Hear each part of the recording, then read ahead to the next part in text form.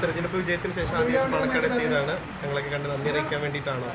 അതെ, തീർച്ചയായിട്ടും. ഇലക്ഷന് മുന്നേ വരാൻ സാധിച്ചില്ല. ഫോണിൽ വിളിച്ച് സംസാരിച്ചതാണ്. ഇലക്ഷൻ കഴിഞ്ഞ ഉടനെ വന്ന് കാണാമെന്ന് വിചാരിച്ചു. അങ്ങനെ വന്ന് കണ്ടു. പിന്തുണയ്ക്കും, എല്ലാ പിന്തുണയ്ക്കും അല്ല, നമ്മളൊന്നും തീരുമാനിച്ചിട്ടില്ല. പാർട്ടി ആലോചിച്ച് തീരുമാനിക്കും മറ്റു കാര്യം. അങ്ങനെ ഒരു ആഗ്രഹമുണ്ട്. വടകരയിലെ പ്രവർത്തകരൊക്കെ പറയുമ്പോൾ രമേശ് ഒരു മന്ത്രിയായിട്ട് കാണണമെന്ന് ആഗ്രഹിക്കുന്നില്ല. ഇല്ല, നമ്മളെ കമ്മിറ്റി പാർട്ടി നിലയ്ക്ക് ആലോചിച്ചിട്ട് മറ്റു കാര്യങ്ങൾ ഒന്നും ആലോചിച്ചിട്ടില്ല. UDF അങ്ങനെ ഒരു നിർദ്ദേശം വെക്കുകയാണെങ്കിൽ അല്ല, എന്താ അത് പാർട്ടി ആലോചിച്ചിട്ട് മറ്റു കാര്യങ്ങൾ തീരുമാനിക്കും.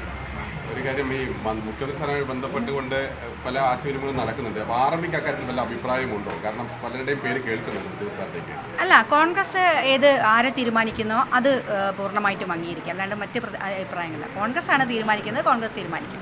UDF മികച്ചൊരു വിജയം നൽകുമ്പോഴും ഈ ഒരു ചർച്ച പുറത്തേക്ക് വരുന്നത് ഈ വോട്ട് ചെയ്തവർക്ക് ഒരു നിരാശ ഉണ്ടാക്കുന്ന തരത്തിലേക്ക് കാര്യങ്ങൾ പോകും.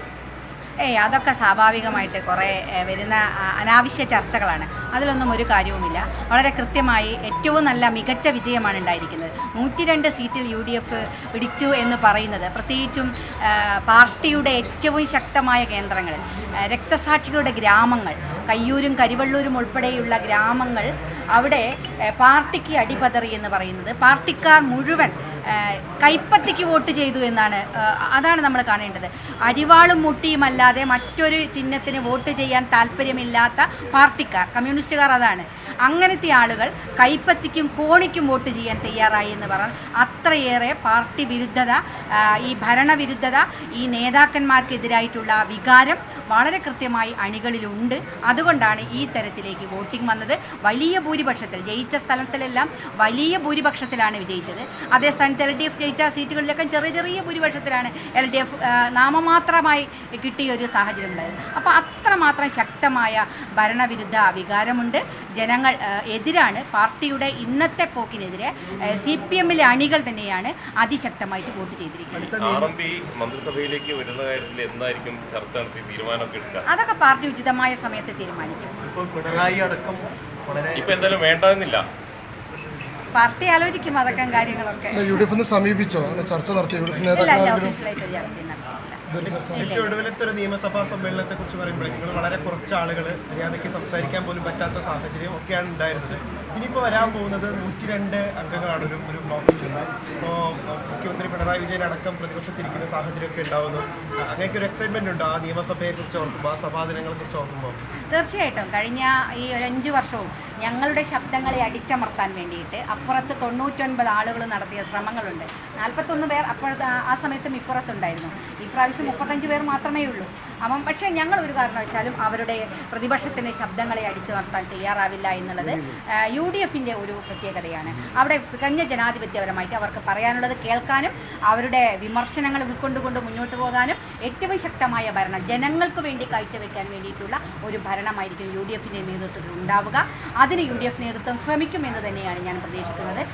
ആ സമയത്ത് ഉണ്ടാകുന്ന വിമർശനയൊക്കെ അതിൻ്റെതായ അർത്ഥത്തിൽ സ്വീകരിച്ചുകൊണ്ട് തിരുത്തേണ്ടത് തിരുത്തി മുന്നോട്ട് പോയി ഏറ്റവും ശക്തമായി. സാധാരണ ജനങ്ങൾക്ക് ഒരുപാട് പ്രയാസങ്ങൾ അടിത്തട്ടിലുള്ള മനുഷ്യർ അനുഭവിക്കുന്നുണ്ട്, ജീവിത പ്രയാസങ്ങളുണ്ട്. അത് പരിഹരിക്കാൻ ആവശ്യമായ പ്രവർത്തനങ്ങൾക്ക് മേൽനോട്ടം വഹിക്കാൻ UDF നേതൃത്വം തയ്യാറാകുമെന്ന് തന്നെയാണ് ഞങ്ങൾ വിശ്വസിക്കുന്നത്. അത്രയുമൊരു ഭരണമാണ് നാട് ആഗ്രഹിക്കുന്നത്. അതിനാണ് ജനങ്ങൾ കൊടുത്ത ഈ ജനവിധി. ആ തരത്തിൽ നാടിനെ ഭരിക്കാൻ വേണ്ടിയിട്ടാണ്. അതുണ്ടാകും, ഉറപ്പാണ്. പ്രതിപക്ഷ നേതാവായി പിണറായി വിജയൻ വരുന്നത് പ്രതീക്ഷിക്കുന്നുണ്ട്. അല്ലാതെ അദ്ദേഹം എന്ത് ചെയ്യാനാണ്? ഇനി പ്രതിപക്ഷ നേതാവായിരിക്കല്ലാതെ മറ്റെന്തെങ്കിലും ചെയ്യാൻ സാധ്യമാകുമെന്ന് എനിക്ക് തോന്നുന്നില്ല. സ്ഥാനം ഏറ്റെടുക്കുന്ന തരത്തിൽ ഇതൊരു തീരുമാനമായിട്ടില്ല.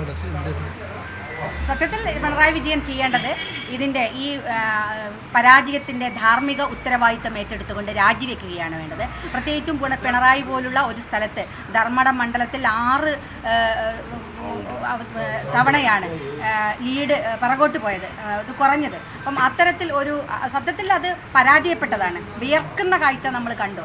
പ്രത്യേകിച്ചും അതുപോലെയുള്ളൊരു പാർട്ടി ഗ്രാമത്തിൽ കുലംകുത്തിയായി വലിയ തോതിൽ എതിർപ്പ് പ്രകടിപ്പിച്ച് കുലംകുത്തികൾ വിശേഷിപ്പിച്ച് മുന്നോട്ട് പോയ ഒരു ഇരട്ടച്ചങ്കന് വിയർത്ത സാഹചര്യം നമുക്ക് കാണാൻ സാധിച്ചു. അങ്ങനെയാണെങ്കിൽ ധാർമ്മിക ഉത്തരവാദിത്തം ഏറ്റെടുത്ത് രാജിവെക്കുകയാണ് വേണ്ടത്. കൂടുതൽ വാർത്തകൾക്ക് News 18 Keralam YouTube channel subscribe ചെയ്യുക.